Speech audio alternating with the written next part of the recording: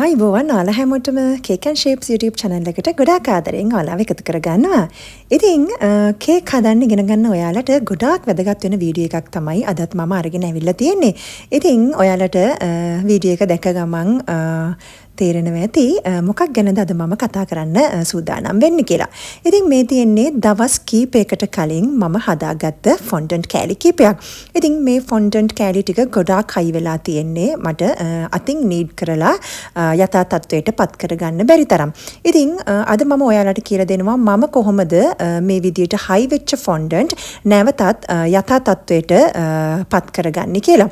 dry වෙච්ච fondant එකක් නැවතත් යථා තත්වයට පත් කරගන්නේ කොහොමද කියලා මම කලිනුත් වීඩියෝ එකක් කරලා තියෙනවා. ඒත් ගොඩාක් දෙනාගේ ඉල්ලීම මත නැවතත් සවිස්තරාත්මකව ඔයගලන්ට මේ වීඩියෝ එක අරගෙන එන්න හිතුවා. ඉතින් මම අද ඔයාලට කියලා දෙන්නේ මම අනුගමනය කරන විදිය. ඉතින් ඔයාලටත් පුළුවන් ඒ විදියට කරලා බලන්න. ඉතින් ගොඩාක් දෙනෙක්ට තියෙන ගැටලුවක් තමයි fondant එක මේ විදියට හදාගත්තට පස්සේ පැය භාගයක් විතර යනකොට මේක ගොඩාක් අපිට හයි වෙනවා. ඉතින් ගොඩාක් දෙනා කියන දෙයක් තමයි අතින් නීඩ් කරලා තමයි මේක නැවතත් soft කරගන්න පුළුවන් කියලා. ඉතින් ප්‍රායෝගිකව බැලුවොත් මේක අපිට අතින් නීඩ් කරලා නැවතත් ඒ විදියටම යථා තත්වයට පත් කරගන්න ගොඩක් අමාරුයි. ඉතින් අද මේ වීඩියෝ එකෙන් මම ඔයාලට කියලා දෙනවා මම කොහොමද මේ විදියට හයි වෙච්ච ගලක් වගේ හයි වෙච්ච fondant නැවතත් රබර් එකක් වගේ ඇදෙන විදියට හදාගන්න කියලා. එහෙනම් අපි ඉක්මනින්ම වීඩියෝ එකට ගිහිල්ලා බලමු. මම වීඩියෝ එකේ මුලදී කිව්වා වගේ මේ තියෙන්නේ මම දවස් කීපයකට කලින් හදාගත්ත fondant කෑලි කීපයක්. ඒ කියන්නේ ඉතුරුණු fondant කෑලි කීපයක්. ඉතින් මම දැන් ඔයාලට කියලා දෙනවා කොහොමද මේක නැවත අපිට භාවිතා කරන්න පුළුවන් තත්වයට පත් කරගන්නේ කියලා. ඉතින් මුලින්ම සඳහන් කරන්න ඕන මේ සඳහා අපිට අවශ්‍ය වෙනවා මයික්‍රොවේව් එකක්. මයික්‍රොවේව් එකක් නැතුව මේ වැඩේ කරන්න අමාරුයි. ඉතින් මයික්‍රොවේව් එකක් නැති කෙනෙක් ඉන්නවා නම් ඒ අයට දෙන්න වෙන පිළියමක් නැහැ. ලික්විඩ් එකක් වගේ නම් අපිට ඩබල් බොයිල් කරගන්න පුළුවන්. ඒ වුණාට මේක ඩබල් බොයිල් ක්‍රමයට කරන්න බෑ. ඉතින් මේකට අපිට අනිවාර්යයෙන්ම මයික්‍රොවේව් එකක් අවශ්‍ය වෙනවා. ඉතින් මුලින්ම මම කරන්නේ මයික්‍රොවේව් එකට දාන්න පුළුවන් බෝල් එකක් අරගෙන මේ බෝල් එකට fondant කෑලි ටික ඔක්කොම දාගන්නවා. ඉතින් අපි දැන් මේක මයික්‍රොවේව් එකේ ටිකක් හීට් කරගන්න ඕනේ. ඉතින් මේක අපිට තප්පර කීපයක් ඇතුළත හීට් කරගන්න පුළුවන්. ඉතින් මට හරියටම කියන්න බෑ තප්පර කොච්චරක් යනවද කියලා. ඉතින් මෙතන තියෙන බෝල එක එක ප්‍රමාණයන්. ඉතින් මේ fondant කෑල්ල ලොකුයි අනිත් fondant කෑල්ලට වඩා. ඉතින් තප්පර 5න් 5ට 10න් 10ට ඔයාලට පුළුවන් මයික්‍රොවේව් එක කරලා මේ විදියට ඇඟිල්ලෙන් ඔබලා බලන්න fondant කෑල්ල soft වෙලාද කියලා. ඉතින් ඒක soft වෙනකන් තප්පර 5න් 5ට 10න් 10ට ඔයාලට මේක හීට් කරගන්න පුළුවන්. ඉතින් මේක ගොඩාක් වෙලා හීට් කරන්නේ නැහැ. එහෙම වුණොත් මේ fondant කෑලි ටික ගොඩාක් දිය වෙලා යනවා. ඉතින් මේ fondant ප්‍රමාණයෙන් ප්‍රමාණයට ඔයාලට යන කාලය වෙනස් වෙනවා. සාමාන්‍යයෙන් මේ වගේ ටිකක් ලොකු fondant කෑල්ලක් ඔයාලා හීට් කරනවා නම් තප්පර 20ක් විතර යන්න පුළුවන්. ඉතින් ඒක නිසා තප්පර 5න් 5ට 10න් 10ට ඔයාලට මයික්‍රොවේව් එක ඇරලා fondant කෑල්ල soft වෙලාද කියලා බලා ගන්න පුළුවන්. ඉතින් දැන් මම මේ බෝල් එක මයික්‍රොවේව් එක ඇතුළට දාලා මේක පොඩ්ඩක් soft කරගන්නවා. විශේෂයෙන් මතක තියාගන්න මේක ඕවර්හීට් කරන්න එපා. එහෙම වුණොත් මේක ලික්විඩ් එකක් විදිහට දිය වෙලාම යනවා. නැවතත් ඔයාලට භාවිතා කරන්න බෑ.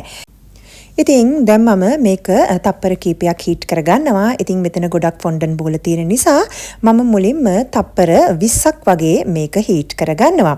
ඉතින් කුඩා ප්‍රමාණයේ බෝලයක් දානවා නම් ඔයාලට තප්පර 5න් 5ට 10න් 10ට වගේ මයික්‍රොවේව් එක ඇරලා බලන්න පුළුවන්. ඉතින් මෙතන කුඩා ප්‍රමාණයේ බෝල ගොඩක් තියෙන නිසා මම මේක තප්පර 20ක් මුලින්ම මේ විදිහට හීට් කරගන්නවා.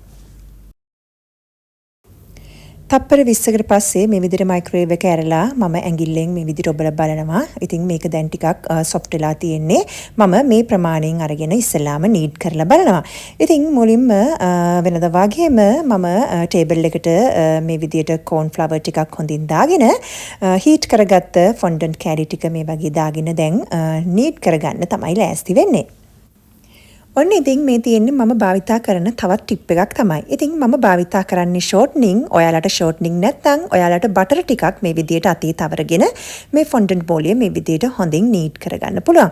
ඉතින් ගොඩාක් දෙනා කියනවා fondant එක crack වෙනවා, fondant එකේ elephant skin එක වගේ තියෙනවා. ඉතින් ඒකට හොඳම විසඳුම තමයි බටර් ටිකක් එහෙම නැත්නම් shortening ටිකක් මේ වගේ අතේ ගාගෙන මේක හොඳින් නීඩ් කරන්න ඕනේ. ඉතින් මම මේක ටිකක් වෙලා මෙහෙම හොඳින් නීඩ් කරනවා. ඉතින් එතකොට මට තේරෙනවා තවත් ටිකක් මේක මට soft කරගන්න ඕනි කියලා. ඉතින් ඒක නිසා මම තවත් තප්පර 10ක් මේක මයික්‍රෝවේව් එකේ දාලා නැවතත් heat කරගන්නවා.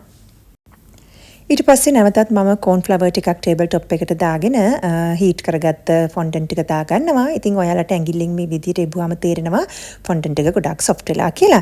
ඉතින් නැවතත් බටර් ටිකක් එහෙම නැත්නම් shortening ටිකක් අතේ ගාගෙන මම මේක හොඳින් නීට් කරනවා. ඉතින් ඔයාලට පේනවා ඇති මේක කොච්චර soft වෙලා තියෙනවද කියලා. මට ඉතාමත් ලේසියෙන් හසුරව ගන්න පුළුවන් තරමටම මේක හොඳට soft වෙලා තියෙනවා. ඉතින් elephant skin එක එනවා dry වෙනවා කියන අයට තියෙන හොඳම විසඳුම තමයි ඔයාලා හොඳට අතේ බටර් මේ විදිහට තවර ගන්න. ඉතින් බටර් හොඳට තවර ගත්තට පස්සේ තමයි ඔයාලට මේ ෆොන්ඩන්ට් එක හොඳින් හසුරව ගන්න පුළුවන්. ඒ වගේම ඔයාලට පේනවා රබර් එකක් වගේ දැන් මේක ඇදෙනවා. ඔයාලා අලුතෙන්ම හදපු ෆොන්ඩන්ට් එකක් වගේ. ඉතින් ඔයාලා පුළුවන් තරම් බටර් මේ විදිහට අතේ තවරගෙන ෆොන්ඩන්ට් එක නීඩ් කරන්න. එතකොට මේකට ෂයින් එකක් වගේම හොඳ නීට් භාවයක් ඔයාලට එනවා. ගොඩක් දෙනා මගෙන් අහන දෙයක් තමයි කොහොමද ඔච්චර ලස්සනට ෆොන්ඩන්ට් එක ෂයින් වෙන්නේ කියන කාරණය. ඉතින් ඒකට හේතුව තමයි shortening එහෙම නැත්නම් බටර් ටිකක් හොඳින් මේ විදිහට අතේ තවරගෙන ඔයාලා ෆොන්ඩන්ට් එක භාවිතා කරන්න කලින් මේ විදිහට හොඳින් නීඩ් කරන්න. එහෙම නීඩ් කරනකොට ඔයාලට පේනවා මේක පොඩ්ඩක්වත් ඉරිතැලිලා නැහැ. හොඳ නිමාවක් තියෙනවා මේ ෆොන්ඩන්ට් එකේ රබර් එකක් වගේ. ඔයාලට ගොඩක් ලස්සන පෙනුමක් එනවා. ඔයාලා කේක් එක කවර් කරාම තනින් තන චූටි ඉරි කෑලි නැහැ. ඉතින් ඔයාලට පේනවා ගොඩාක් ලස්සනට මම ගලක් වගේ තිබ්බ ෆොන්ඩන්ට් එක මේ තත්ත්වයට පත් කරගත්තා.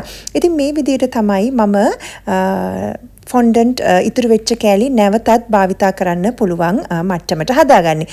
ඒත් එක්කම මම ෆොන්ඩන්ට් එක හදන්නේ කොහොමද කියලා වීඩියෝ එකක් කරලා තියෙනවා. ඒ වීඩියෝ එකත් මම ඩිස්ක්‍රිප්ෂන් බොක්ස් එකේ දාන්නම් ඔයාලට බලා ගන්න. ඒත් එක්කම ෆොන්ඩන්ට් සම්බන්ධව ඔයාලට තියෙන තවත් ගැටලු කීපයකට මම මේ වීඩියෝ එකෙන් උත්තර දෙන්නම්. ඉතින් ගොඩාක් දෙනා ෆොන්ඩන්ට් එක රෝල් කරනකොට අයිසින් sugar දානවා ටේබල් টොප් එකට. කවදාවත් ඒ වැරද්ද කරන්න එපා. අයිසින් sugar නැවතත් ෆොන්ඩන්ට් එකට එකතු කරන්න එපා.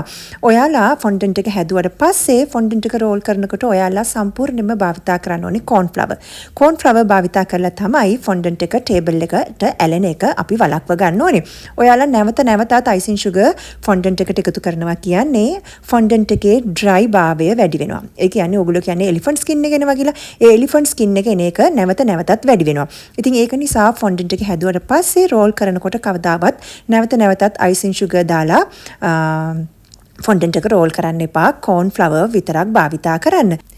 ඒත් එක්කම ඉතුරු වෙච්ච ෆොන්ඩන්ට් කෑලි ඔයාලට පුළුවන් ක්ලින් රැප් එකකින් ඔතලා හරි සිලිම් බෑග් එකක් ඇතුළට දාලා හරි හොඳට හුලං යන්නේ නැති විදියට වහලා මොකක් හරි බොක්ස් එකක් ඇතුළේ දාලා ඔයාලට පුළුවන් රූම් ටෙම්පරේචර් එකේ තියන්නත් පුළුවන්. සති දෙකක් විතර ඔයාලට ඒ විදියට ෆොන්ඩන්ට් එක තියාගන්න පුළුවන්. එහෙම නැත්නම් ඔයාලට ශීතකරණයේ උනත් දාන්න පුළුවන්. ඉතින් ශීතකරණයේ දැම්මට පස්සෙත් ගොඩාක් ෆොන්ඩන්ට් එක හයි වෙනවනේ. ඉතින් ඔයාලා නැවත භාවිතා කරනකොට මම අද කියලා දුන්න විදියට ඔයාලට මයික්‍රෝවේව් එකේ දාලා නැවතත් යථා තත්ත්වයට පත් කරගන්න පුළුවන්. ඉතින් මේ විදියට සති දෙකක් තුනක් වුණත් ඔයාලට ෆොන්ඩන්ට් එකක් කල් තියාගන්න පුළුවන්. තවත් විශේෂ දෙයක් තමයි අපි හිතමු ඔයාලා සතියකට කලින් හදපු ෆොන්ඩන්ට් කෑල්ලක් කියලා ඔයාලා හොඳින් වහලා තිබ්බා.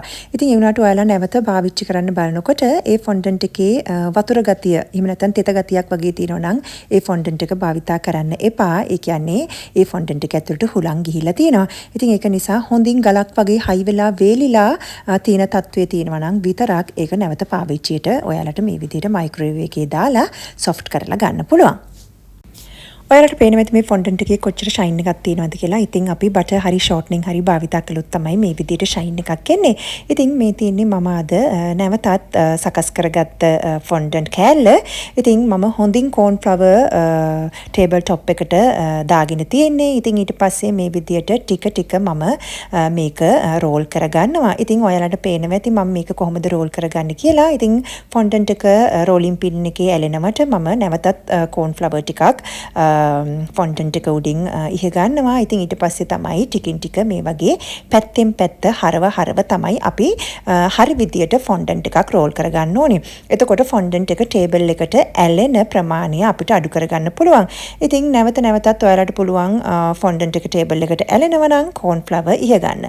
ඉතින් මේ විදියට ඔයාලට පුළුවන් අලුතෙන් හදපු ෆොන්ඩන්ට් එකක් විදියටම ඔයාලා කලින් හදාගෙන ඉතුරු වෙච්ච ෆොන්ඩන්ට් කෑලි නැවත භාවිතා කරන්න සුදුසු තත්ත්වයට පත් කරන්න.